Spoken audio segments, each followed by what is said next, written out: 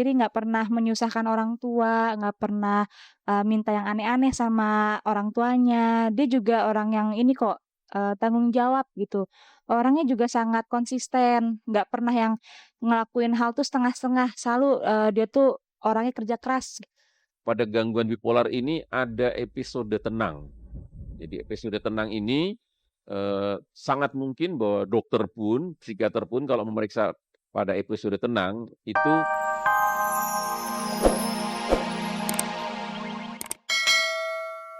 Misal masalah dia tinggal satu apartemen dengan Caca tuh salah besar ya, Sandi ini tinggal sendiri, nggak tinggal sama Caca.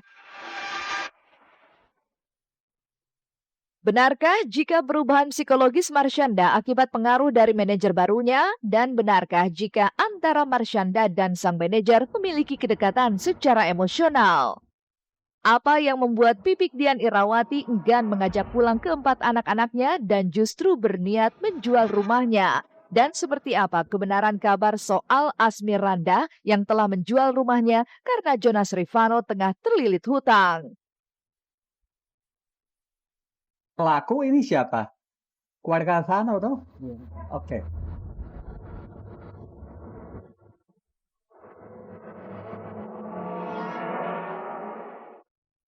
Halo apa kabar pemirsa, selama 30 menit ke depan saya Libra Akila akan menemani Anda untuk mengungkap fakta dan realita lewat mata kamera. Hanya di Celeb on Cam. Sebab musabab yang melatar belakangi kembali labilnya psikologis Marsyanda beberapa waktu lalu memang masih menjadi tanda tanya dan teka-teki. Kabarnya manajer baru Marsyanda yang bernama Shandi ramai disebut-sebut sebagai penyebab perubahan tabiat Caca yang kini berani membangkang ibunya sendiri.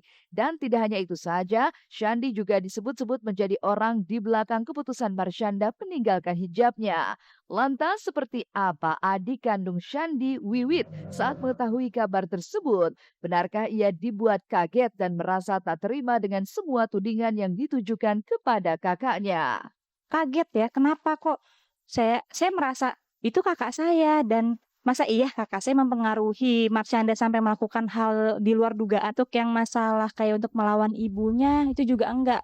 Karena menurut Sandinya langsung ke saya, itu karena Marsyandanya sendiri nggak mau ketemu dengan ibunya. Alasannya apa kita juga nggak tahu, itu alasannya Caca pribadi ya. Terus kayak untuk yang bilang katanya Sandi itu mempengaruhi Caca segala macam dan hal yang negatif ya, itu juga saya rasa enggak, karena emang dia jelaskan ini sebatas pekerjaan aja, dia cuman kerja sebagai manajer Caca. Tidak hanya dituding telah memberi efek negatif pada Marsyanda, kabarnya Shandi juga memiliki hubungan khusus dengan Caca. Bahkan kabarnya Shandi juga sering berada di apartemen Marsyanda dan sudah tinggal bersama. Lantas benarkah jika Rianti meragukan jam terbang Shandi sebagai manajer artis? Meskipun Wiwit sebagai adik kandung Shandi pernah menyatakan jika menjadi manajer artis bukanlah kali pertamanya bagi Shandi. Misal masalah dia tinggal satu apartemen dengan Caca tuh salah besar ya, Sandi ini tinggal sendiri, nggak tinggal sama Caca. Kebenarannya itu yang tahu hanya Sandi sama Cacanya aja ya. Kalau misalkan mereka berdua cocok dalam masalah pekerjaan, ya oke lah. Jadinya kan itu harusnya jadi sebuah prestasi. Benar-benar saya akan bersyukur jika Marsyanda bisa mendapatkan seorang manajer. Tapi manajer yang kayak gimana, bagaimana yang manajer yang seperti apa dulu, ya kan? Apakah dia seorang manajer yang profesional dalam bekerja, yang mempunyai program kerja yang baik, terus tahu moral-moral dan etika yang hidup, tahu moral-moral dan etika hidup yang wajar aja, ya. Seorang yang hormat sama keluarga dan respect sama apa yang sudah saya rintis sejak Marsyanda kecil sampai dia menjadi seorang artis papan atas. Untuk jadi manajer artis, sepak terjangnya itu dari awalnya saya kurang tahu ya dia tahun berapa, tapi yang saya tahu memang dia, suka manajerin artis gitu, ada beberapa artis yang dia manajerin, ya termasuk Caca ini salah satunya. Sejak mengajukan gugatan cerainya, Marsyanda memang mengalami banyak resolusi dalam dirinya. Hanya saja perubahan itu begitu drastis hingga menimbulkan tanda tanya besar. Tak hanya Rianti yang mempertanyakan soal perubahan sikap emosional Caca, pihak KPAI pun sempat mempertanyakan soal emosi Caca yang dinilainya labil dan bisa membahayakan buah cintanya dengan Ben Kasyafani. Dan tidak hanya itu saja, Afdal Rizky SH yang notabene adalah mantan kuasa hukumnya juga merasakan adanya tanda-tanda jika mantan kliennya itu mendapat pengaruh dari orang lain. Setahu saya itu bukan Caca. Caca kalau tidak ada yang memberikan kekuatan untuk melawan, dia nggak akan melakukan itu, setahu saya. Kalau nggak ada yang mendorong, kalau tidak ada yang ini dia menganjurkan atau apapun, dia tidak akan melakukan itu. Caca memang gampang dipengaruhi orang. Kok putri saya jadi buka jilbab, jadi nggak ada sopan santun terhadap orang tua, pergi tanpa pamit, bahkan pindah rumah tanpa pamit. Saya yakin itu bukan Caca. Contoh yang paling fatal yang dilakukan adalah pada saat adiknya mau ngambil baju ke apartemen, manajernya menghalangi.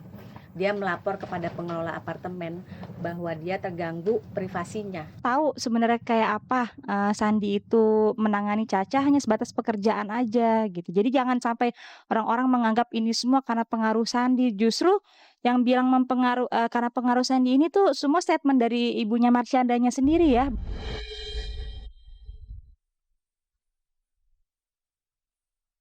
Sebagai manajer baru, Shandi yang baru 4 bulan bekerja menjadi manajer pribadi Marsyanda memang menggeser peran Rianti Sofyan yang selama ini ada di belakang kesuksesan Caca. Bahkan Shandi jugalah yang menjadi saksi penjemputan paksa Caca beberapa waktu lalu. Lantas, benarkah Shandi yang menjadi penghalang bertemunya Rianti dengan putrinya selama ini? Dan mungkinkah semua perubahan besar yang telah diambil Marsyanda memang murni dari lubuk hatinya lantaran dirinya tertekan? Atau justru Shandi hanya seseorang yang kebetulan masuk di saat jiwa Marsyanda mengalami kekosongan? Dan bagaimana dengan kabar yang mengatakan jika Shandi juga mengidap bipolar seperti yang ramai diberitakan? Kalau saya sih sebenarnya pengen jelasin semuanya nih sama Ibu Rianti, ibunya Marsyanda. Jadi biar apa yang sudah ada di luar sana tuh biar jadi lurus gitu. Jadi nggak semua ucapan-ucapan kayak orang-orang tanggapan tentang Sandi yang jelek-jelek tuh nggak semuanya seperti itu. Biar Ibu Rianti lebih tahu. Jadi mencari informasi tuh langsung dari kayak saya dari keluarganya gitu ya, yang lebih mengenal Sandi bukan dari omongan orang-orang yang bilang Sandi inilah itulah yang jelek-jeleknya aja. Kalau Sandi itu dari selesai dia selepas lulus sekolah ya SMA, dia memang mandiri. Mandiri, dia hidup sendiri, nggak pernah menyusahkan orang tua, nggak pernah minta yang aneh-aneh sama orang tuanya. Dia juga orang yang ini kok tanggung jawab gitu. Orangnya juga sangat konsisten, nggak pernah yang ngelakuin hal tuh setengah-setengah. Selalu dia tuh orangnya kerja keras. Pada gangguan bipolar ini ada episode tenang. Jadi episode tenang ini sangat mungkin bahwa dokter pun, psikiater pun kalau memeriksa pada episode tenang itu menyatakan baik-baik saja. Menyatakan bahwa mendiagnosis gangguan bipolar itu harus jangka panjang. Mendiagnosis itu harus melihat riwayat mundur sampai sejauh mungkin. Jadi sangat mungkin jadi bahwa pada saat diperiksa itu dalam keadaan yang tenang sangat mungkin ya.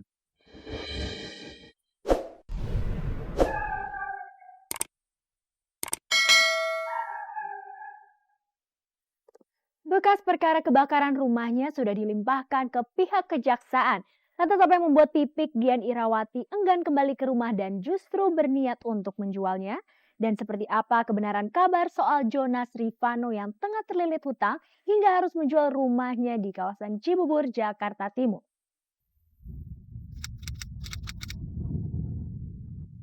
Usai insiden kebakaran yang melahap sebagian rumah almarhum Ustadz Jeffrey Al-Bukhari bulan Juni lalu, Pipik Dian Irawati memang langsung membawa pindah keempat buah hatinya menempati sebuah apartemen sebagai tempat tinggal sementara. Setelah akhirnya, kini Pipik resmi mendiami rumah penyanyi Rosa. Dan kini, 2 bulan berselang pasca kejadian tersebut, pihak kepolisian telah mengizinkan Pipik untuk mendiami rumahnya kembali. Pasalnya, tadi pagi, berkas-berkas kasus kebakaran yang melibatkan orang yang pernah ditampung Pipik sebagai dalangnya sudah dilimpahkan ke pihak kejaksaan. Namun benarkah jika Pipik menolak untuk kembali mendiami rumah peninggalan almarhum suaminya itu dengan alasan trauma? Berkas sudah jadi ya. Rencananya memang dilimpahkan segera itu untuk yang pembakaran dan pencurian uang. Besok kasusnya masuk ke kejaksaan. Jadi nanti kalau sudah dari jaksa sudah